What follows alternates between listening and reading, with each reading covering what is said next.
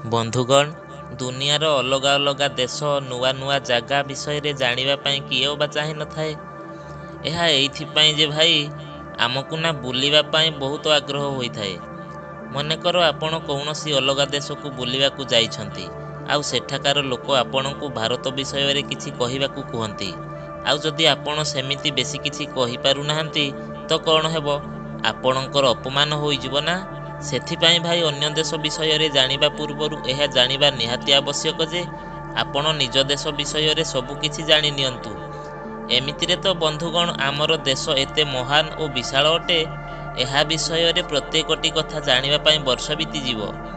ତଥାପି ଆଜି ଆମର ଏହି ଭିଡ଼ିଓରେ ଚେଷ୍ଟା କରିବା କି ଆମ ହୃଦୟରେ ବସିଥିବା ଭାରତର କିଛି କଥା ଆପଣଙ୍କ ସହିତ ନିଶ୍ଚିତ ସେୟାର କରିବା ପାଇଁ। ସାରେ ଜହାଁ ସେ ଆଚ୍ଛା ହିନ୍ଦୁସ୍ତାଁ ହମାରା, ଏହି ପଂକ୍ତି ସହିତ ଆରମ୍ଭ କରିବା ଆଜିର ଏହି ଭିଡ଼ିଓ।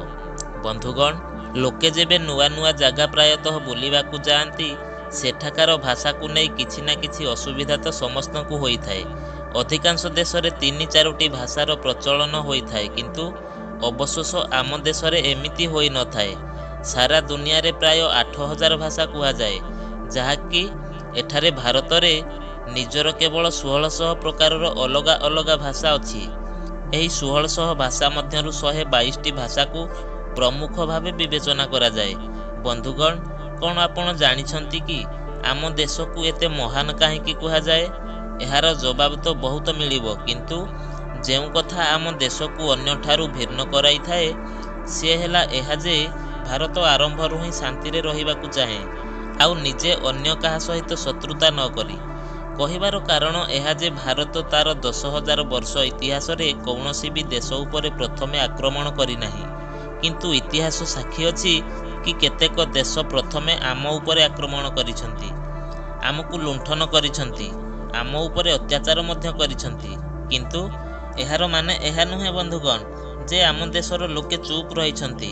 ଆମ ଦେଶର ବୀରମାନେ ମଧ୍ୟ ସେମାନଙ୍କୁ ମୁହଁତୋଡ଼ ଜବାବ ଦେଇଛନ୍ତି। ଆଜି ଆମ ଦେଶ ଭାରତ ଅସ୍ତ୍ରଶସ୍ତ୍ରରେ ସବୁଠାରୁ ବଡ଼ ଆମଦାନୀକାରୀ, ଆଉ ଏହି କଥା ଆମ ଦେଶକୁ ଖାସ୍ ବନେଇଥାଏ। ବନ୍ଧୁଗଣ, ଭାରତ ହେଉଛି ସେହି ଦେଶ ଯାହା ପାଖରେ ଦୁନିଆର ସବୁଠାରୁ ବଡ଼ ଲୋକତନ୍ତ୍ର ଅଛି, ଦୁନିଆର ସବୁଠାରୁ ବଡ଼ ଲିଖିତ ସମ୍ବିଧାନ ଅଛି, ଆଉ ଦୁନିଆର ସବୁଠାରୁ ବଡ଼ ପପୁଲେସନ୍ ମଧ୍ୟ ଅଛି। ବନ୍ଧୁଗଣ, ଯଦି ଆମ ଦେଶର ପପୁଲେସନ୍ ଏତେ ବଡ଼, ତ ରେଲୱେ ନେଟୱାର୍କ କେତେ ବଡ଼ ହୋଇନଥିବ? ଥରେ ଚିନ୍ତା କରନ୍ତୁ ତ। ଆଜ୍ଞା ହଁ, ଆପଣ ଏହି କଥା ଜାଣି ଗର୍ବିତ ହେବେ ଯେ ଭାରତୀୟ ରେଲୱେ ନେଟୱାର୍କ ଏସିଆର ସବୁଠାରୁ ବଡ଼, ଆଉ ସାରା ଦୁନିଆରେ ଆମେରିକା ପରେ ଏହା ଦ୍ୱିତୀୟ ସ୍ଥାନରେ ଆସୁଅଛି। ଆଉ ଏହି ବୃହତ୍ ରେଲୱେ ନେଟୱାର୍କ ପାଇଁ 16 ଲକ୍ଷରୁ ବି ଅଧିକ ଏମ୍ପ୍ଲୟି ନିଯୁକ୍ତ ହୋଇଛନ୍ତି, ଆଉ ଯାହା କିଛି ଦେଶର ସମ୍ପୂର୍ଣ୍ଣ ଜନସଂଖ୍ୟା ଠାରୁ ବି ଅଧିକ। ବନ୍ଧୁଗଣ, ଆମ ଦେଶରେ ଦୁଇଟି ଜିନିଷର ଚର୍ଚ୍ଚା ସବୁଠାରୁ ଅଧିକ ହୋଇଥାଏ। ଗୋଟିଏ ହେଲା ବଲିଉଡ୍ ଓ ଅନ୍ୟଟି ହେଲା କ୍ରିକେଟ୍। କ୍ରିକେଟ୍ ପଛରେ ଲୋକେ ପୁରା ପାଗଳ। ଯଦି କ୍ରିକେଟର କଥା ହେଉଅଛି ତ ଏଠାରେ କହି ରଖେ କି ଦୁନିଆର ସବୁଠାରୁ ବଡ଼ କ୍ରିକେଟ୍ ଷ୍ଟାଡିୟମ ଆମ ଦେଶରେ ହିଁ ଅବସ୍ଥିତ, ଯାହା ଅହମ୍ମଦାବାଦ ସହରରେ ଅଛି।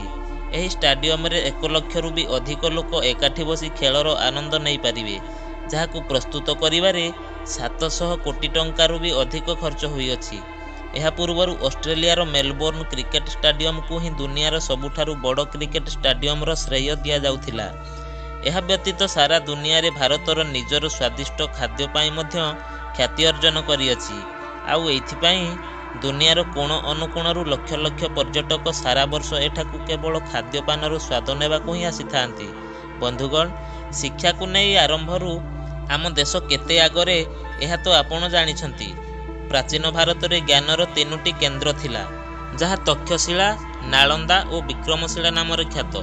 ବନ୍ଧୁଗଣ, କ'ଣ ଆପଣ ଜାଣିଛନ୍ତି କି ଦୁନିଆରେ ସବୁଠାରୁ ଅଧିକ ପୋଷ୍ଟ ଅଫିସ୍ ଆମ ଦେଶରେ ହିଁ ଅବସ୍ଥିତ? ହଁ ଆଜ୍ଞା, ପାଖାପାଖି 1,55,000 ପୋଷ୍ଟ ଅଫିସ୍ ଭାରତରେ ରହିଅଛି। ସାରା ଦେଶରେ ଆପଣ କେଉଁଠାକୁ ବି ବୁଲିବାକୁ ଯାଆନ୍ତୁ, ଆପଣଙ୍କୁ କେଉଁଠି ନା କେଉଁଠି ପୋଷ୍ଟ ଅଫିସ୍ କିମ୍ବା ପୋଷ୍ଟ ବକ୍ସ ନିଶ୍ଚିତ ଦେଖିବାକୁ ମିଳିବ। କହିବାକୁ ଗଲେ ତ ଭାରତୀୟ ଡାକ ବହୁତ ପୁରୁଣା ହୋଇଗଲାଣି, ତଥାପି ମଧ୍ୟ ଏହା ବିନା କୌଣସି ସରକାରୀ କାମ ହେଉନାହିଁ। ପୋଷ୍ଟ ଅଫିସର କଥା ହେଉଛି ତ ଆପଣ ଜାଣି ରଖନ୍ତୁ କି ଆପଣ ଗାଁ କିମ୍ବା ସହରରେ ତ ବହୁତ ପୋଷ୍ଟ ଅଫିସ୍ ଦେଖିଥିବେ, କିନ୍ତୁ କ'ଣ କେବେ ପାଣିରେ ଭାସୁଥିବା ପୋଷ୍ଟ ଅଫିସ୍ ଦେଖିଛନ୍ତି? ଦେଖିନାହାନ୍ତି ନା? କିନ୍ତୁ ଭାରତର ଜାମ୍ମୁ କାଶ୍ମୀରରେ ଅବସ୍ଥିତ ଦୁନିଆର ପ୍ରଥମ ପାଣିରେ ଭାସୁଥିବା ପୋଷ୍ଟ ଅଫିସ୍। ବନ୍ଧୁଗଣ, ଟେକ୍ନୋଲୋଜି ଓ ରିସର୍ଚ୍ଚ କ୍ଷେତ୍ରରେ କ୍ରମାଗତ ବୃଦ୍ଧି ହେବା ଫଳରେ ସାରା ଦୁନିଆରେ ରୋବୋଟମାନଙ୍କର ସଂଖ୍ୟା ମଧ୍ୟ ବଢ଼ୁଅଛି। ଆଉ ଏହି କ୍ଷେତ୍ରରେ ଭାରତ ମଧ୍ୟ ପଛରେ ନାହିଁ। ଆମ ଭାରତ ଆଜି ବିକଶିତ ଦେଶମାନଙ୍କ ଭଳି ଏହି କ୍ଷେତ୍ରରେ ନୂଆ ନୂଆ ଟେକ୍ନୋଲୋଜିର ପ୍ରୟୋଗ କରୁଅଛି, ସେ ଆର୍ଟିଫିସିଆଲ ଇଣ୍ଟେଲିଜେନ୍ସ ହେଉ କିମ୍ବା ରୋବୋଟ୍ସ। ବନ୍ଧୁଗଣ, ଧର୍ମ ବିନା ଭାରତର କଳ୍ପନା କରାଯାଇ ନପାରେ, ଆଉ ନାହିଁ ବିଜ୍ଞାନ ବିନା। ସେ ଶୂନର ଆବିଷ୍କାର ହେଉ କିମ୍ବା ଦଶମିକର। ଭାରତର ବୈଜ୍ଞାନିକମାନେ ଆଦିମ କାଳରୁ ହିଁ ଦୁନିଆକୁ କିଛି ନା କିଛି ଦେଇ ଆସୁଛନ୍ତି। ଭାରତର ପ୍ରାଚୀନ କାଳର ଶାସ୍ତ୍ରରେ ସେହି ଅସ୍ତ୍ରଶସ୍ତ୍ରର ବର୍ଣ୍ଣନା ବହୁତ ପୂର୍ବରୁ କରାଯାଇଅଛି, ଯେଉଁ ଟେକ୍ନୋଲୋଜି ଦ୍ୱାରା ଆଜି ବଡ଼ ବଡ଼ କ୍ଷେପଣାସ୍ତ୍ର ଓ ପରମାଣୁ ନିର୍ମାଣ ହେଉଅଛି। ବନ୍ଧୁଗଣ, ଆଜି ସାରା ଦୁନିଆରେ ଖେଳାଯାଉଥିବା ଶତରଞ୍ଜ ବା ଚେସ୍ ଖେଳର ସୃଷ୍ଟି ଏହିଠାରେ ହିଁ ହୋଇଥିଲା। ଏତିକି ନୁହେଁ, ସାପ ଓ ଶିଡ଼ି ପରି ଅନନ୍ୟ ଖେଳର ଆରମ୍ଭ ମଧ୍ୟ ଆମ ଦେଶ ଭାରତରେ ହୋଇଥିଲା। ବନ୍ଧୁଗଣ, ଆମ ଦେଶର ସ୍ପେସ୍ ସଂସ୍ଥା ଇସ୍ରୋକୁ ତ ଆପଣ ନିଶ୍ଚିନ୍ତ ଜାଣିଥିବେ, ଯେଉଁଥିପାଇଁ ଆଜି ଆମେ ଗର୍ବର ସହିତ କହିପାରିବା କି ଭାରତ ଅନ୍ତରୀକ୍ଷ କାର୍ଯ୍ୟକ୍ରମରେ ଦୁନିଆର ଶୀର୍ଷ 5ଟି ଦେଶ ମଧ୍ୟରେ ସାମିଲ ଅଛି। ଆପଣ ଦେଖିଥିବେ, ମଙ୍ଗଳଯାନ ଭଳି କେତେକ ସଫଳ ମିଶନକୁ ପରିଣାମ ଦେଇଅଛି, ଆଉ ସେ ବି ମଧ୍ୟ ବହୁତ କମ୍ ବଜେଟ୍ରେ।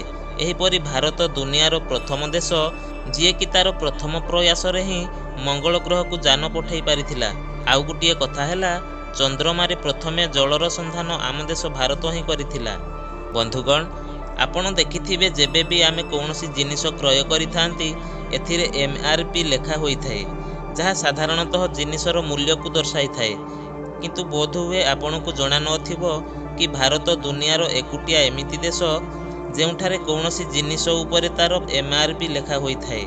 ବନ୍ଧୁଗଣ, ଭାରତ ସହିତ ଜଡ଼ିତ ଆଉ ଗୋଟିଏ ରୋଚକ କଥା ହେଲା କି ଗିନିଜ୍ ୱାର୍ଲ୍ଡ ରେକର୍ଡ ମାମଲାରେ ଏହା ଦୁନିଆର 3ୟ ସ୍ଥାନରେ ରହିଅଛି। ହଁ ଆଜ୍ଞା, ଉଦାହରଣ ସ୍ୱରୂପ ଆମେ କହିବାକୁ ଚାହିଁବୁ କି ଗୋଟିଏ ମୋଟର ସାଇକେଲ ଉପରେ 58 ଜଣ ଲୋକଙ୍କର ବାଲାନ୍ସ ରଖିପାରିବା, ନିଜର ଇସ୍ପାତ ପରି ହାତରେ 1 ମିନିଟରେ 122ଟି ନଡ଼ିଆ ଭାଙ୍ଗିବା, ଦୁନିଆର ସବୁଠାରୁ ଲମ୍ବା ନିଶ ଥିବା ମଣିଷ, ଦୁନିଆର ସବୁଠାରୁ କମ୍ ଉଚ୍ଚତାର ମହିଳା ଆଦି ଏଥିରେ ସାମିଲ ଅଛି। ଏଥିରୁ ହିଁ ଜଣାପଡ଼େ କି ଆମ ଦେଶର ଲୋକ କେତେ କ୍ରିଏଟିଭ୍ ଅଟନ୍ତି ଓ ଅନ୍ୟମାନଙ୍କ ଠାରୁ କିଛି ଭିନ୍ନ କରିବା ଜାଣିଛନ୍ତି।